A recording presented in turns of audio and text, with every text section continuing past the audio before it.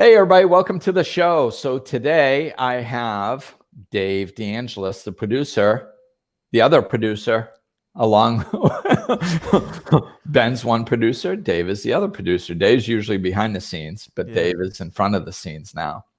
I'll do it when I can. Yes. He's going to jump in and play around. It's fun. It's fun having a little bit. I love working with Ben. But it's fun having a little bit of a different dynamic every once in a while, too. And I like speaking to a life coach every now and then. There you go. So it's a win-win. It's a win-win. I'm sure I'm a little bit of a different perspective than Ben, but hopefully that's not. Yeah, not as different as you would think, because I think Ben tries to find the questions. Yeah, exactly. So, and I think you're probably a little bit naturally at the questions. Yeah. So it kind of manifests in the same way. I agree. Yeah. So today we are talking about going within, being honest with yourself. And Dave and I were just talking about this, and it's like, again, this episode is, I think, very important always. But it's also even more so important right now because we're in the middle of the pandemic. This is being recorded on April 13th. So it feels like we're just being held still. And that was when, as soon as I said that, Dave, you like had a visual. Oh, yeah. I had a visual of us as children just squirming, and life's hands on our shoulders just saying, stop. Yeah, just stop. And I think that's... And we're like, no. Right. And that's how we are in our everyday life. We're so busy. We're just doing, going, distracting, not, the life is just going, whoa, just stop for a minute. Mm-hmm. And it's uncomfortable, man. Freaks us out. Yes. It's uncomfortable. And I said this, I think, recently on another podcast. Somebody said that all man's troubles can be traced back to one thing: the fact that man cannot sit alone in a room. Oof. Yeah. It's just sit there and being still. People like when I talk to people about trying to meditate, we have to try to learn to slow our minds down because it's not normal that they incessantly run. And people, the biggest complaint I always have is they go, I can't meditate. I can't stop my mind. It's like, yeah, that's why you have to meditate, because you can't stop your mind. That's not okay. It's not normal. It's not, what we just perceive as normal is not normal. We're not, our brain is a tool. We're supposed to be able to use our brain to do things, to figure out problems, it's a wonderful organism in there. Yeah. It can do all kinds of amazing things, but we're supposed to be in charge of it, not it in charge of us. And right now it's in charge of us. And we need to flip-flop that. We need to regain control over our minds. So being still and stopping our mind from that incessant running, that's the first step in doing it. So but the other thing, people just plain can't stop their mind. And if they're actually able to slow themselves down enough to stand still, they get very irritable, very itchy, very like they're going to jump out of their skin. And what that is all stuffed emotion. Yeah, I was going to say, I think people think that some people think they thrive on that, but I think that I was going to say before you just said that, I think it probably is just a totally negative thing, because if you can't be still, you're obviously not thriving in any way. Right. You're just going 90 miles an hour, and you're not attached to who you are, your feelings, and I mean, I'm like ADHD, bouncing off the walls my whole life, mind running, just can't stop. I mean, that's me. Like, I've always been like that. So like when people are like, oh no, you don't understand. It's like, no, I understand perfectly.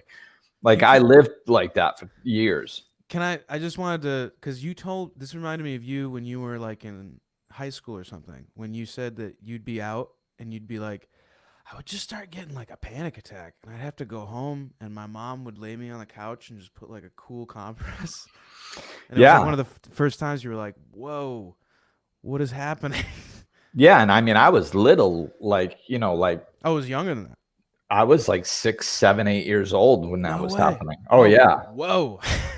Okay. I'd be going so fast just as a little kid that like I would just over stimulate or something. I don't know what the heck it was, but yeah, I'd just be shaking and just go off into panic attack. And I just need to lay there and just bring my heart rate back down and slow. So, yeah. So, yeah. I've had some experiences. Yeah. So, but so I'm fast paced. I'm a action taker as opposed to a processor. So I tend to take action. I don't like the feeling of fear within me. Like now it's in a healthy way. When I was younger, it was in an unhealthy way. So like I didn't allow fear to hold me back a lot either. So I was just constantly doing. And 90 miles an hour and going. And a lot of times in our society, like, I mean, in Massachusetts, I used to get yelled at just like everybody else get yelled at, even if you were busting your ass working hard. That's just because that's the way things were up there. I moved culture. Yeah. And when I moved to Florida, I mean, I got a job doing something I had no idea how to do. I was like doing a lot of physical labor. Here my first job in Florida was a leasing agent, and they gave me a promotion to assistant manager within a few months, because they were like, oh my God, you're the best worker. And I'm like, I don't know what I'm doing. So everything that I am doing is taking me 3 times longer. My brain is overrun. I'm taking more breaks than I ever have in my life. And you think I'm a good worker. Like, the pace is so much slower down here. That like, but like in life, when you accomplish more, people pat you on the back, oh, good. So like, yeah, it's all good. Yeah, I'm faster, and we get all caught up in that mentality and we lose ourselves. So, I mean, of course, some people are going to be more fast paced than other people naturally. I mean, that I'm always going to be fast paced. But that doesn't mean I have to be disconnected with myself and running around functioning unconsciously. That's the difference. I can slow down in between and function more effectively, from a slower place. A slower place. So this is an important aspect of us. And I think that this is, we're being held to slow down and develop a different way of being that's more thoughtful, that's more conscious, that makes more sense. Like we're talking in another podcast about, most of the stuff we do doesn't make sense. We need to slow down and question things. The way we're living, does it make sense? Like, is your life in balance? Do you have emotions that you've been stuffing for your entire life that need to come out? That's the main reason we stay busy, is to distract ourselves. I think that's the biggest distraction technique we have, is just staying busy. As long as we're moving, the uncomfortability that's within us can't bubble up. Oh yeah. So we just keep moving. It's like, oh, no, I can't. Well, no, everybody can. Like it's that, like they don't make people like that can't stop. Like that's not a thing. Like, there's no model that includes that feature. Like, no, God's not up there going like, okay, this one he won't be able to stop. Like, yeah. Okay. And then this one, like, no, that's not a model type. Yeah, exactly. So you can't stop. You just forgot how to, So when we're, this is the time that we really need to do this. We're being held to stop and to start developing a different way of being that's more effective for us. That the other thing that is basically in alignment with this is that we're not good at feeling anything uncomfortable. Nope. Anything. I mean, like as soon as, if a baby starts crying, like picture, I know this Easter was different, but picture Easter with a house filled with people, all the families together, and somebody just had a new baby, and the baby starts crying. What is everybody in the house doing? Trying to figure out how to stop the baby from crying. Mm-hmm. Maybe it needs a bottle. Sometimes have it look out the window. Hold it so it can look out the window. Sometimes it likes looking out the window. Walk, shake it, bounce it, rock it. Just take it for a drive in a car. But just do anything to stop this thing from feeling anything other than pure joy. So like we are trained this from day one that we are not supposed to feel anything that isn't pleasurable. So we stuff it or change our perspective, or just whatever we want. Just don't feel anything uncomfortable, and it's second nature to us. And there's like kind of a spiritual saying. It's get comfortable being uncomfortable. Oh yeah, I've heard that one. Yeah, so it's an important thing, because if you can, when you stop resisting the uncomfortability that's trying to come up, that's all stuffed emotion. It's energy, just like everything else is. So what happens is something happens in our life. Our brain determines that it's a negative thing, which triggers negative emotion. So they've actually found that they can measure thoughts as a unit of energy. And energy never dies, it just changes form, just transmutes into different forms. So what happens is, like, a situation happens, you go, oh my God, that's horrible. And somebody else looks at the same situation, goes, yeah, that's awesome. Like if a kid scores a goal, if your kid scored the goal, yeah. If your kid's the goalie, oh. So it's all about our perception, how we judge something. So as soon as it's judged as negative, it triggers emotion to capture our attention, to say, hey, this isn't pleasurable. You might not want to experience this. So, you might not want to continue experiencing this over and over. It's just trying to send a message that this isn't a pleasurable thing that just transpired. So we don't go out in life and start trying to repeat it. So that emotion, as soon as that emotion comes up, we just stuff it. And what we're supposed to be doing is feeling, oh, what? Oh, I don't like that. Yes. Okay. And if it's something minimal like that, it's probably like 10 seconds of energy. If it's something normal, even getting cut off in traffic, it's probably like 20 or 30 seconds worth of energy. It's really not that much, but we just stuff it. And what happens with energy that's trapped, it starts to spin on itself and push outward on its container, because it can't just stop moving. So it's pushing outward on us. And then, this is when, you can't find your keys and you lose your mind. Yeah. It's like your response is very incongruent with the actual thing that's happening. That's when the other people in your life go, is it really about the keys? Yeah. It seems like, the coat hanger shooting through the living room window may have been somewhat of an overreaction. Yeah. Also, the keys have been in your pocket the whole time. So. Right. And if you weren't so freaking out in your head and you were relaxed and calm, you probably just would have went, oh, yeah, they are. But here we go. Yeah. And here we so we explode with this emotion. That emotion is going to come out. It's just a matter of how and when. So we can either do it in our own way and just sit there and feel it. And when we're still, take an hour a day. And I don't say an hour a day to feel the whole time. Like, you could feel for 5 minutes or 10 minutes or 15 minutes, maybe 20, but take an hour, because it could be emotional.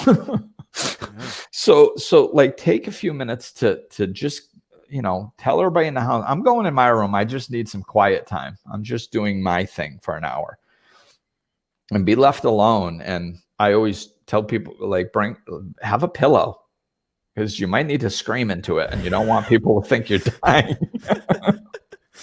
Because that's what I've done. So Nothing wrong with that.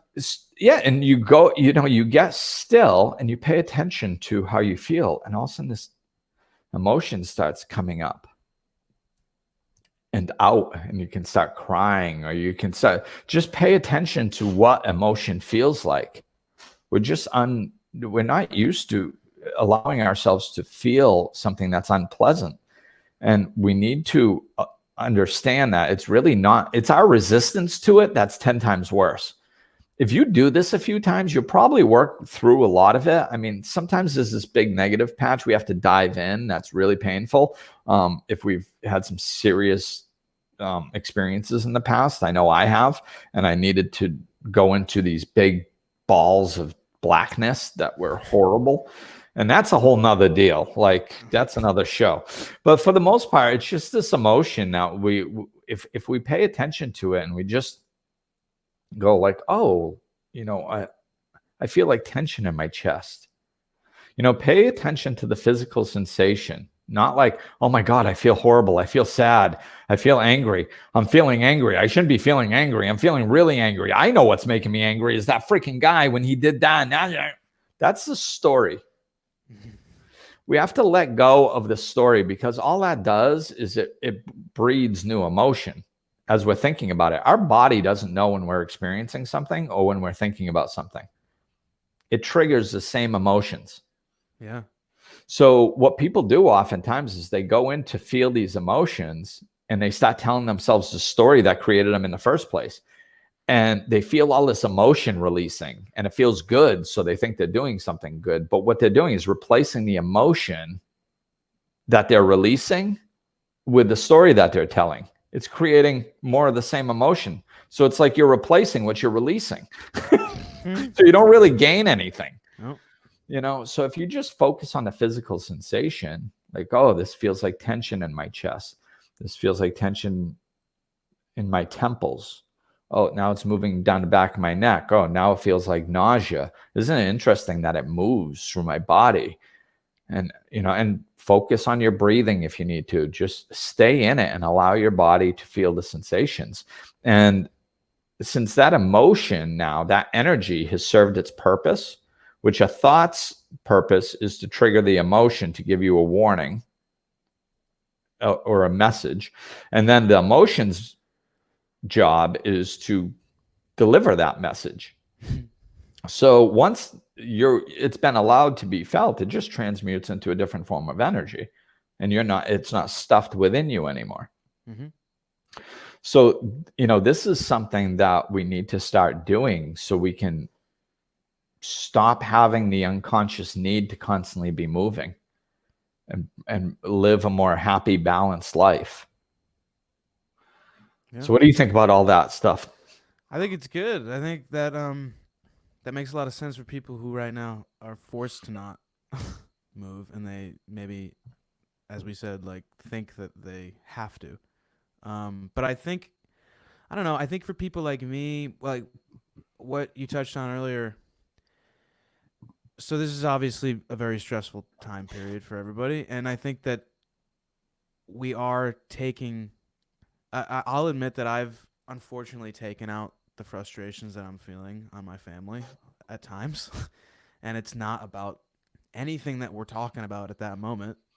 But I think I've done a pretty good job, and I pride myself in having such open relationships with my friends and even my partner that we can say, it's not about this. It's not about this, and we don't want this.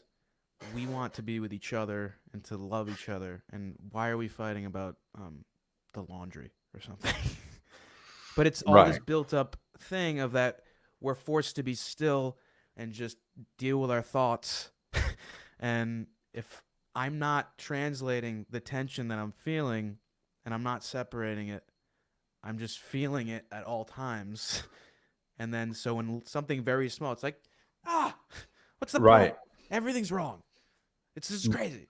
And What's that's what happening? happens. Yeah. It does. It comes out sideways, and it comes out in ways that we can't control it because it's coming out. So we either take responsibility for it and learn how to process this stuff in a healthy way, or we don't, and it comes out however it comes out.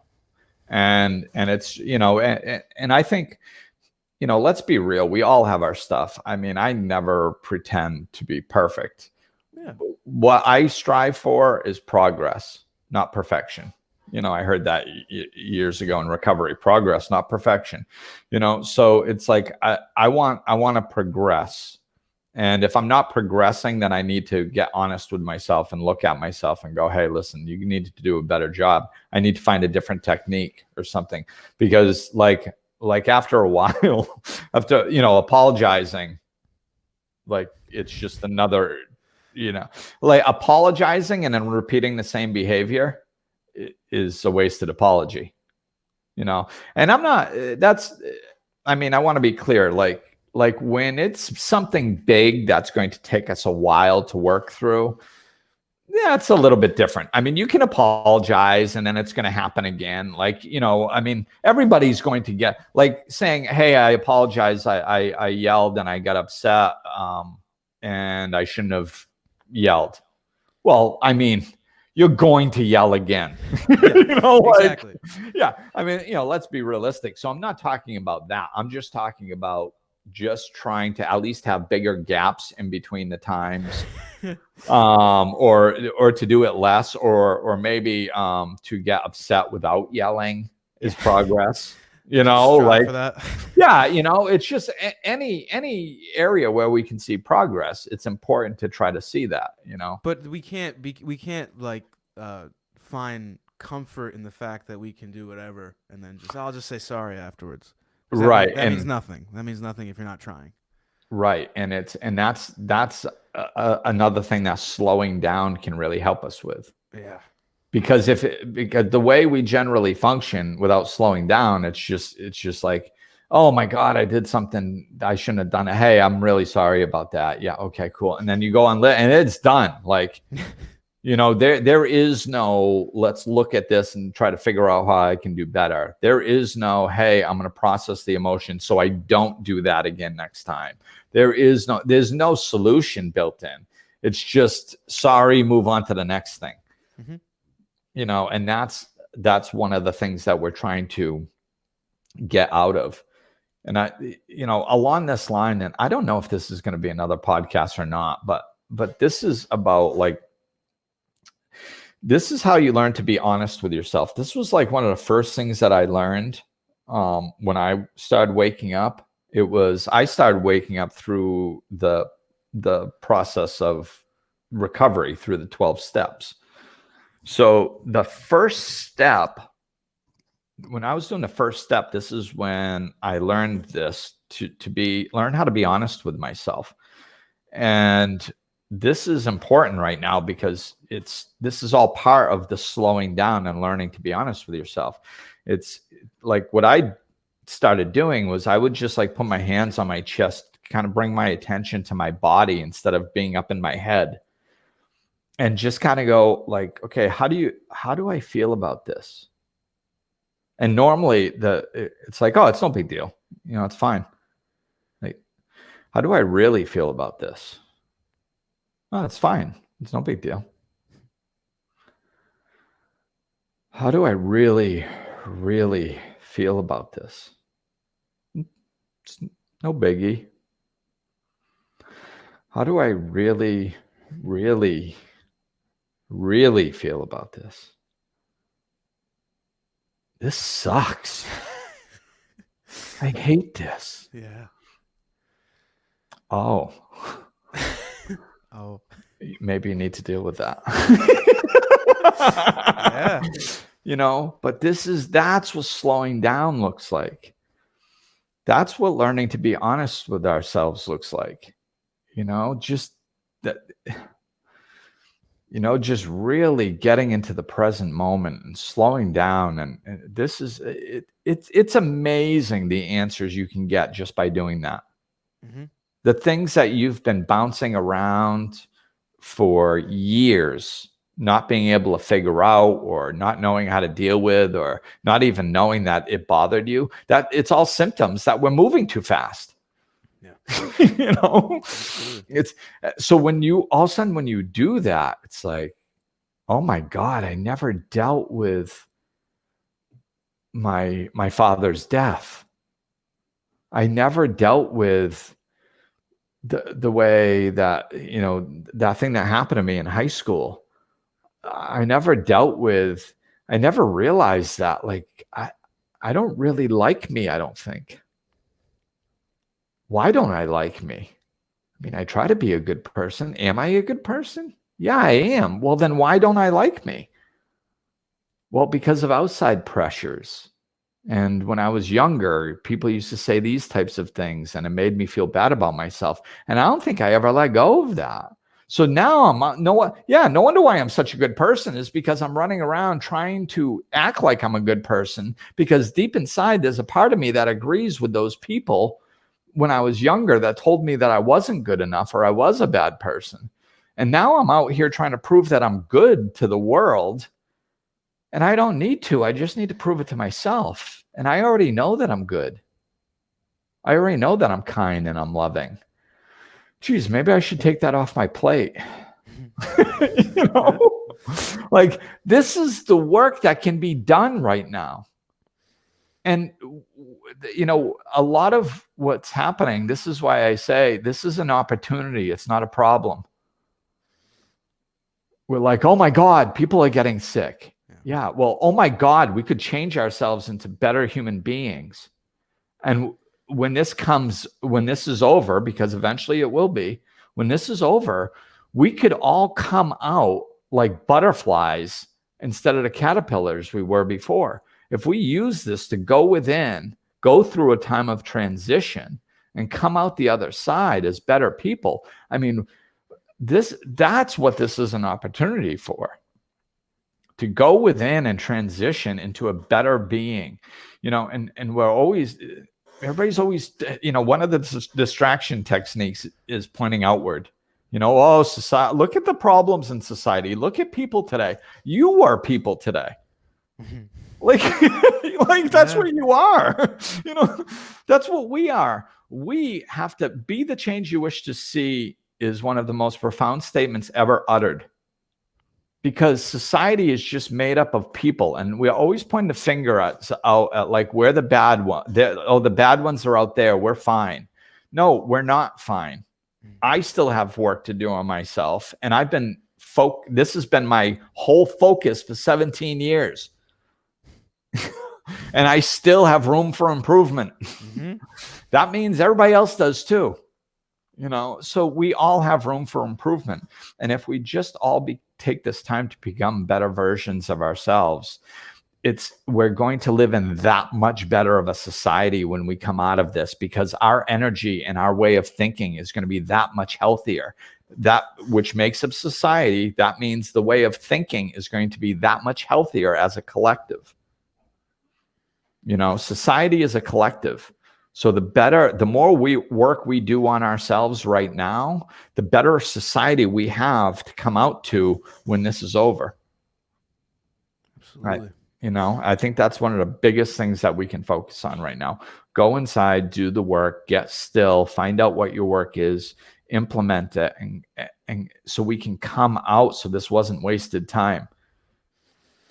That's a big one. The scariest thing I see is a meme that says, I can't wait till this is over.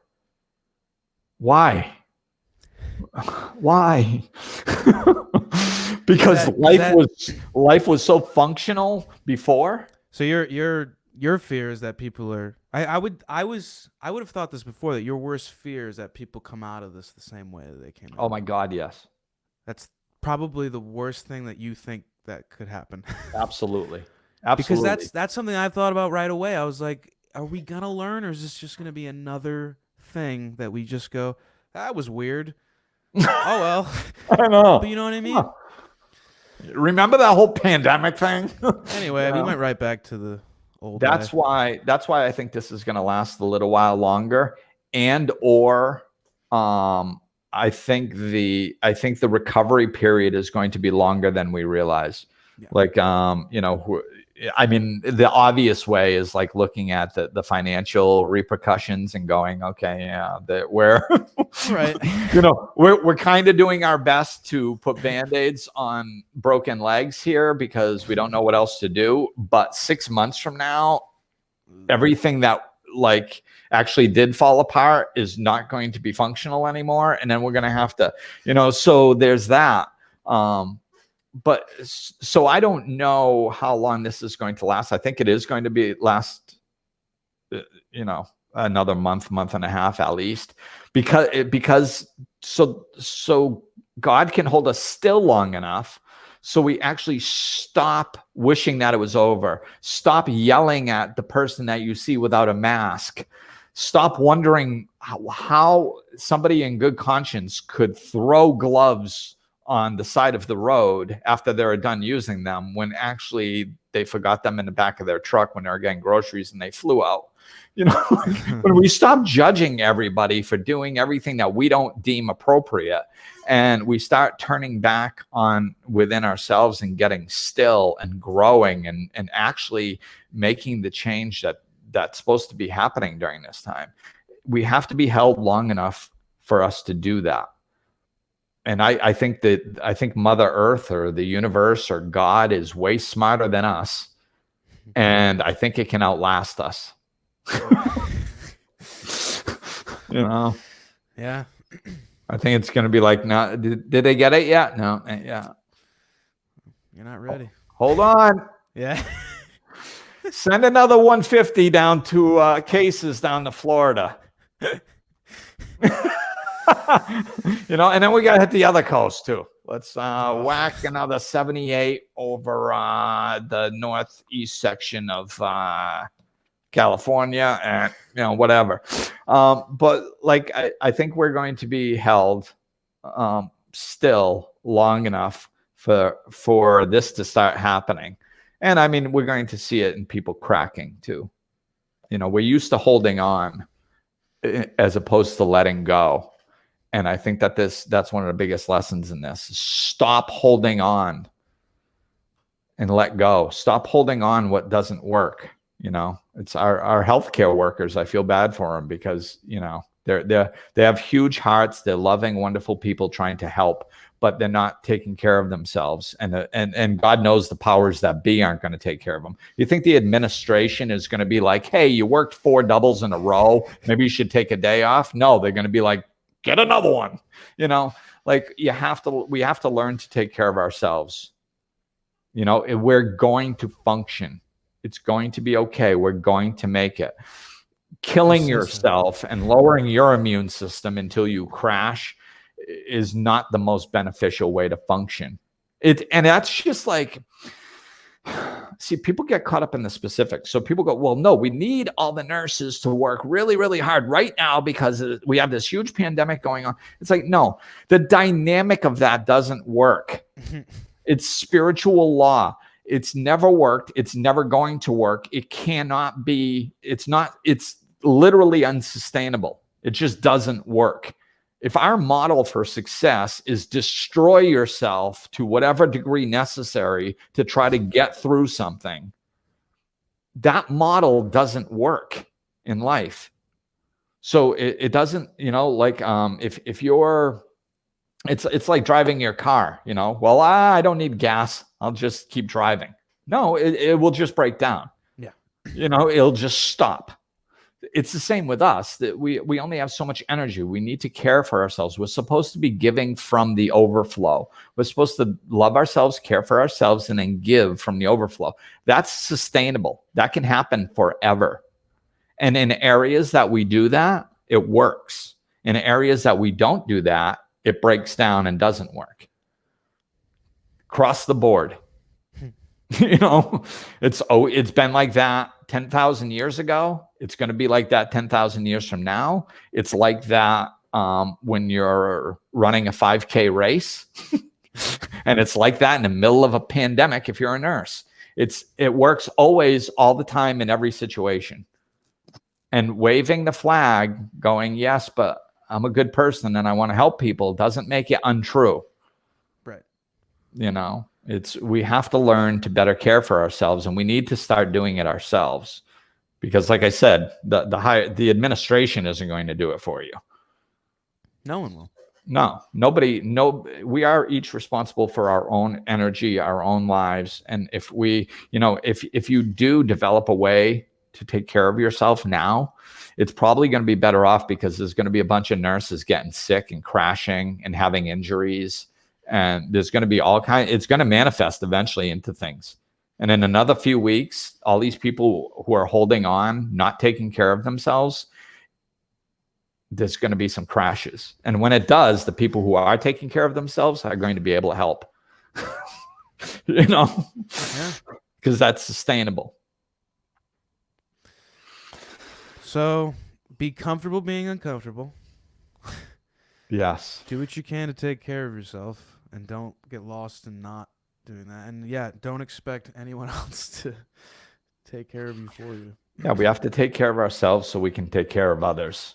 And that means mentally, emotionally, spiritually.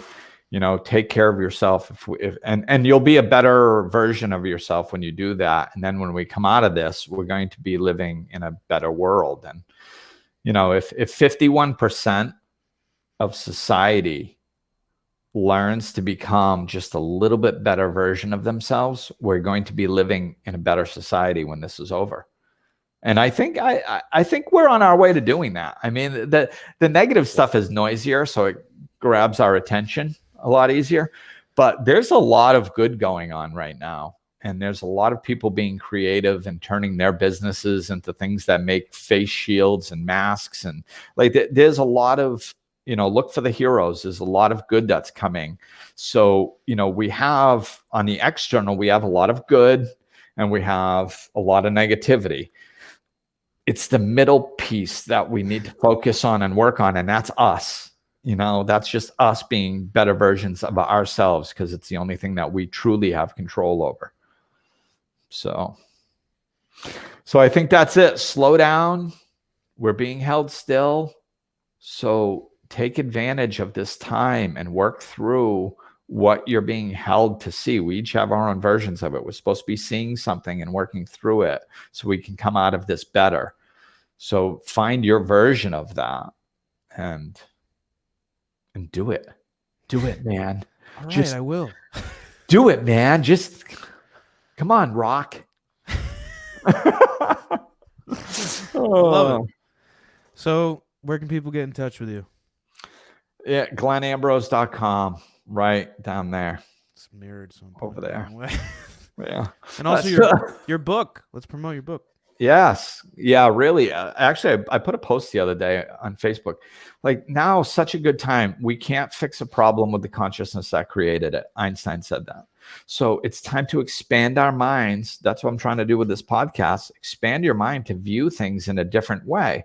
That's what this book does. This book, one of my friends that's not spiritual will say, read it, and he gave me a great compliment. He said, if it was all this woo-woo spiritual theoretical stuff, I wouldn't even have read it.